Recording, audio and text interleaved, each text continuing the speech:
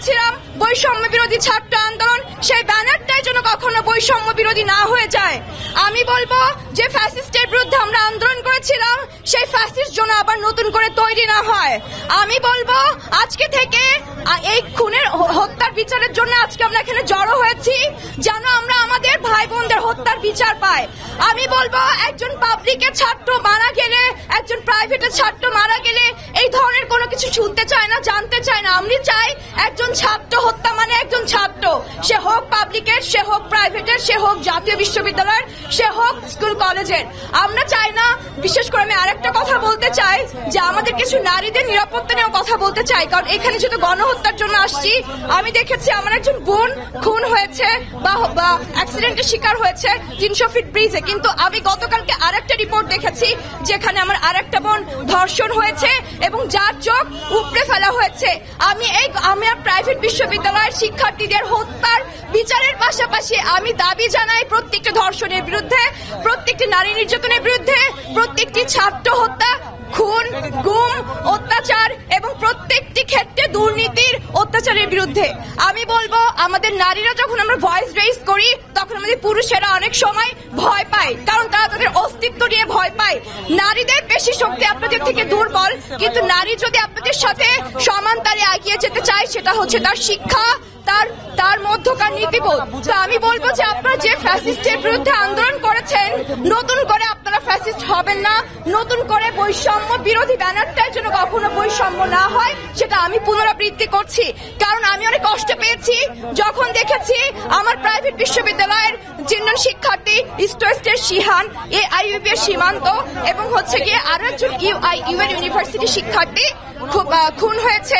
তো এই ব্যাপারে আমি সব থেকে বেশি প্রত্যাশা করেছিলাম আমার যাদের সাথে আন্দোলন করেছে আমার সহযোদ্ধাদের কাছ থেকে, কারণ তারা যদি আজকে বিচারের জন্য কোন ধরনের কোন আলটিমেটাম জারি না করতে পারে, তাহলে তাদের যখন সময় আসবে বা যখন তাদেরকেও ফ্যাসিস্টরা এসে খুনের জন্য প্রস্তুত নেবে, তখন তারাও তাদের পাশে বিপ্লবীদেরকে পাবে না। মনে রাখবেন, আপনারা যখন বিপদে পড়বেন তখন কোন ধরনের কোন রাজনৈতিক দল আপনাদের সাথে থাকবে না, কিন্তু যেসব সহযোদ্ধারা আপনাদের সাথে ছিল, যারা বিপ্লবী ছিল, তারা সব সময় আপনাদের সাথে থাকবে।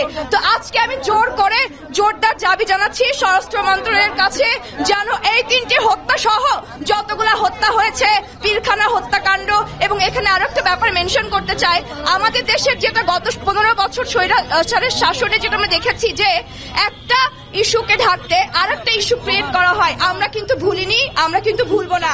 আমাদের গণহত্যার বিচারের জন্য যেন পিলখানার হত্যার বিচারটাও না ঢেকে যায়। তো আমরা আমাদের হত্যার বিচারের জন্য দাবি জানাচ্ছি।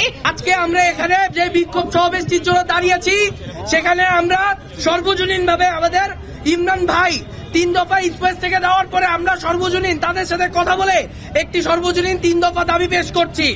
দাবিটি নিম্নরূপ: 1 নম্বর, আগামী 24 ঘন্টার মধ্যে একটি স্বাধীন তদন্ত কমিশন গঠন করতে হবে।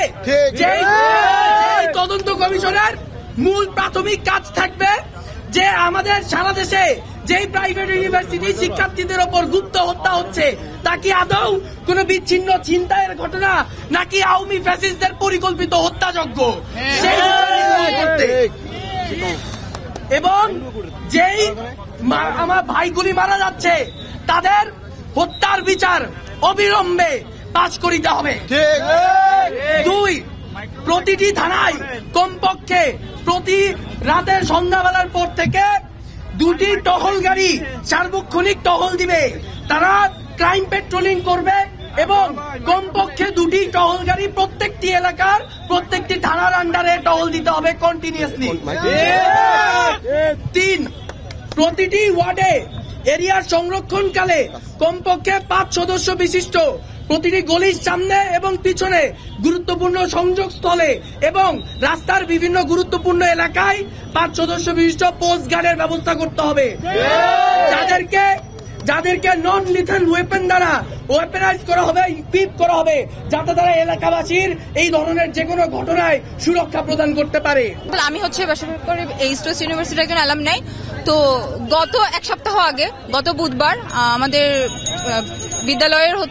বিশ্ববিদ্যালয়ের শিহান উনি হচ্ছেন আমাদের ইংলিশ ডিপার্টমেন্টের একজন অ্যালামনাই শিহান ভাই। উনাকে গাজীপুরে খুব নির্মমভাবে কোপায় হত্যা করা হয়েছে এবং সেটা হত্যাকাণ্ডটা হয়েছে ওখানকার মৌচাকের পাশে, পুলিশ ফাঁড়ির পাশে একটা হত্যাকাণ্ড হওয়ারও 1 সপ্তাহ পরে 6 জনকে সন্দেহভাজন ভাবে আটক করা হয়েছে।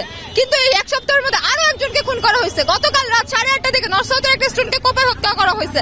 আজকে সকালে চিটাগং ইউনিভার্সিটির ওখানে একজনকে হত্যা করা হয়েছে। প্রশাসন কোথায়? প্রশাসন কোনো কথা বলতেছে না।